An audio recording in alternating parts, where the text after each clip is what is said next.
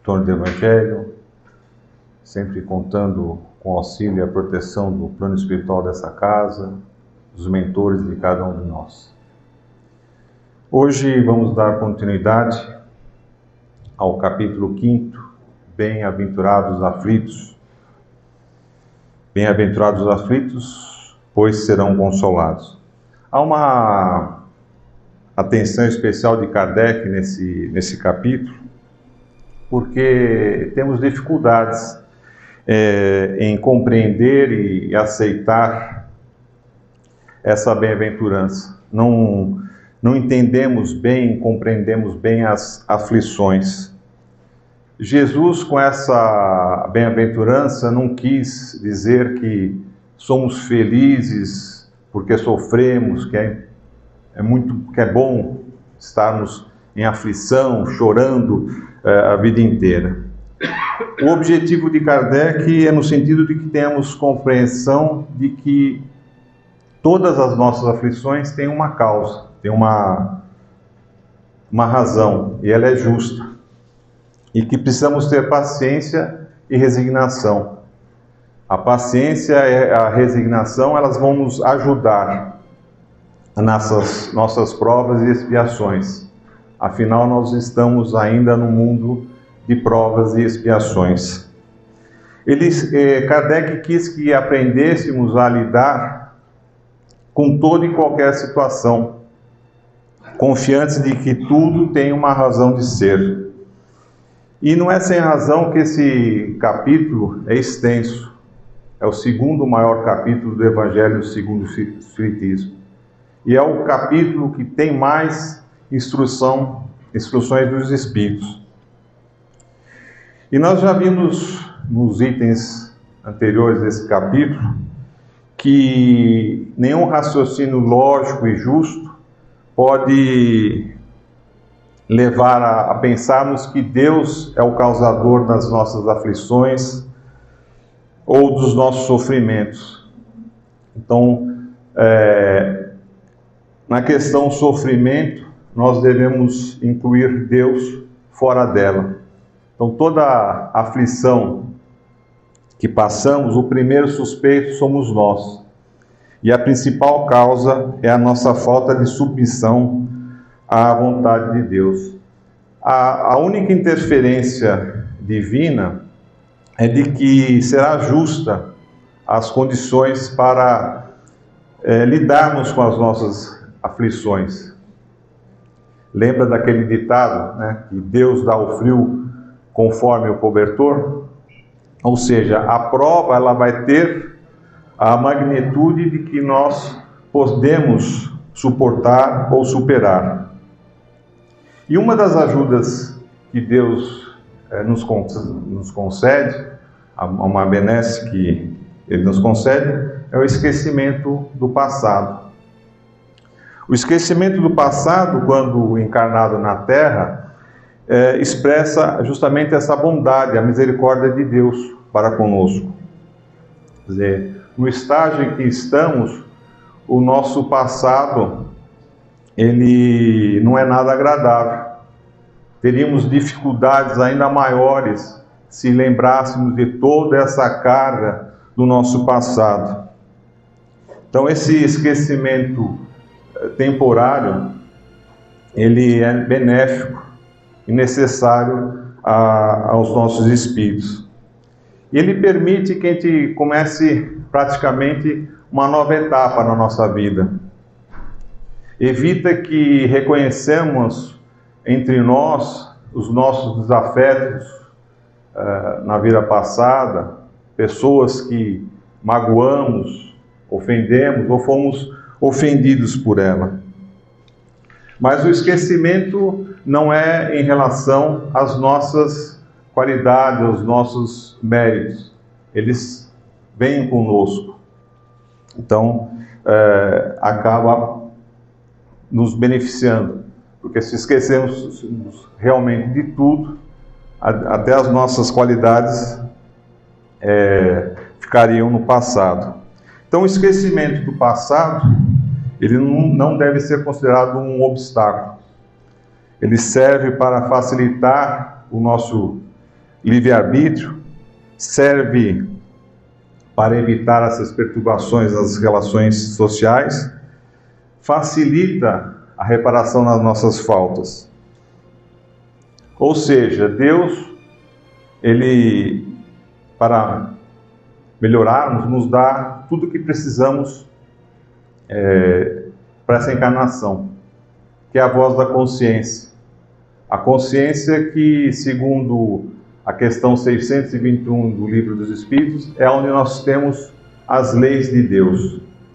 E nos tira o que pode nos prejudicar. Como as leis de Deus são justas e nelas não existe acaso, cada um de nós está sempre no lugar certo e por isso cabe nos aceitar e procurar compreender aquilo que realmente devemos fazer, aproveitando nessa existência a oportunidade de reconciliação e perdão. Até porque a solução que vamos ter não está no passado. O passado, o próprio nome diz, né? Está no passado. Então, o que interessa é a solução daqui para frente. E é interessante, e vale bem aquela frase que muitos atribuem a Chico Xavier, embora ninguém possa voltar atrás e fazer um novo começo, qualquer um pode começar agora e fazer um novo fim. Mesmo que hoje o sofrimento não faz sentido, parece não ter sentido, chegará um momento em que vamos olhar para trás e descobrir que tudo teve um porquê para ter acontecido. Que o sofrimento ele foi uma consequência justa de uma falta cometida, a violação de alguma lei divina. É sinal que nós não estamos entendendo ou fazendo a vontade de Deus. E olha que no Pai Nosso a gente pede, né? Seja feita a vossa vontade. Nós somos punidos, ou melhor, né? Respondemos pelas infrações que nós fazemos a essas leis. Então, a aflição é uma lição esperando ser compreendida e aprendida. Ao nos submetermos ao ensino dessa lição, podemos transcender a própria dor da aflição. Se a gente toca num ferro quente, nós vamos sentir uma dor terrível. E se esquecermos desse aprendizado, essa dor voltará quando tocarmos novamente no ferro quente. E quando aprendemos a lição, vamos começar a evitar tocar o ferro quente e não vamos ter mais que suportar essa dor.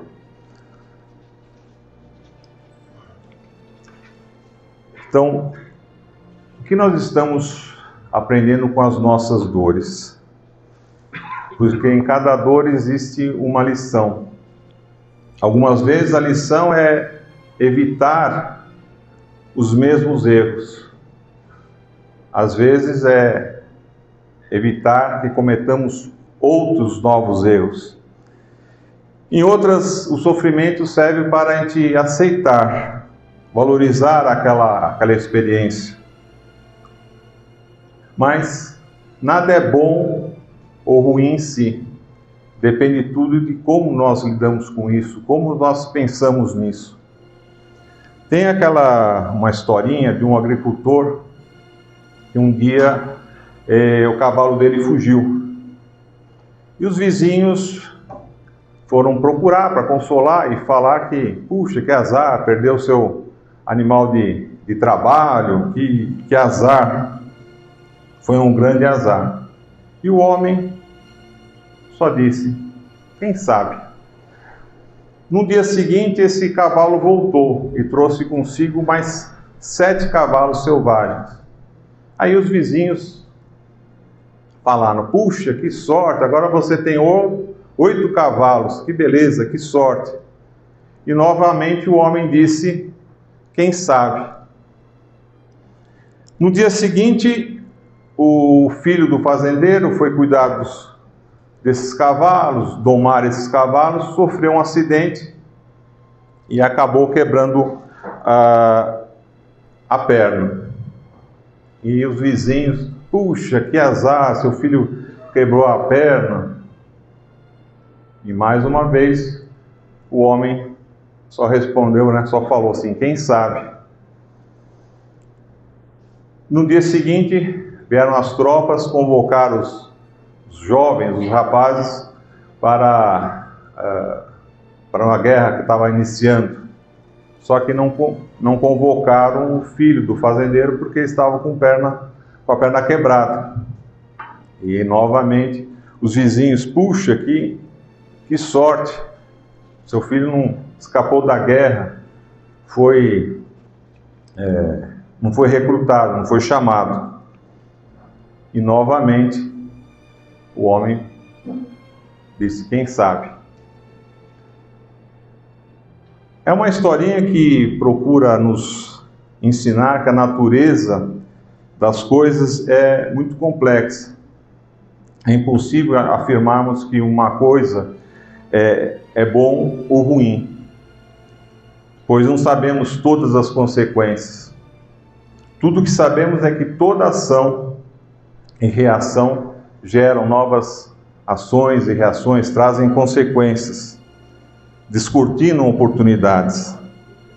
E nós ainda não sabemos direito o que é melhor e o que é pior. De repente as coisas se invertem. O que achamos bom, percebemos lá na frente que é ruim, e às vezes o inverso. Então nós ficamos com dúvida em relação às nossas aflições. E surge também a questão da própria dúvida. Ter dúvida é uma coisa ruim ou boa? Ter dúvida. Nós estamos falando de aflições, mas e a dúvida? Muitos acreditam que dúvida é uma coisa ruim. Mas vamos ver, quando nós temos dúvida, nós começamos a pensar, a tentar achar o que precisamos para sanar aquela dúvida. E essa dúvida, ela funciona como um motor que nos impulsiona. E sem dúvida, nós jamais teríamos alcançado o conhecimento que temos. As dúvidas foram e são necessárias, e sem elas, o ser humano, a humanidade, não se desenvolveria, a ciência não estaria onde está, não avançaria, a nossa fé também não avançaria. Quer dizer, a nossa vida é feita de aprendizados. E quando precisamos descobrir algo, costumamos correr atrás do que nos incomoda e aflige. E por isso ter dúvidas acaba sendo fundamental na hora de crescer e de aprender. Assim, o sofrimento, como todas as outras experiências humanas, é dirigida pela sabedoria soberana de Deus. E tudo o que nos acontece na vida tem uma finalidade, é nos fazer crescer. E a vida nos presenteia com vários instantes de aprendizado, de oportunidade, de possibilidades de renovação. E o importante de tudo isso é que não permitir que esses momentos difíceis, menos agradáveis, eles mereçam mais destaque do que as outras. Não permitir que o lado negativo das coisas e das pessoas seja o motivo da nossa atenção principal. Pois aproveitar a vida é admirá-la pelo que ela tem de bom e agradável. O aflito comum, ele se concentra na dor, fica preocupado na dor. O aflito bem-aventurado se concentra na lição. E veremos que essa é a grande diferença entre o bem sofrer e o mal sofrer. E só nós podemos, pela maneira que encaramos a vida, aumentar ou abrandar as nossas aflições. Quando nós concentramos na dor, sofremos. Quando nós nos concentramos na lição, evoluímos. O aflito bem-aventurado, ele deixa o sofrimento para trás, mas lembra das lições e para de tocar a mão no ferro quente. Que possamos cada vez mais aprender e nos concentrar nas lições. Que assim seja, graças a Deus.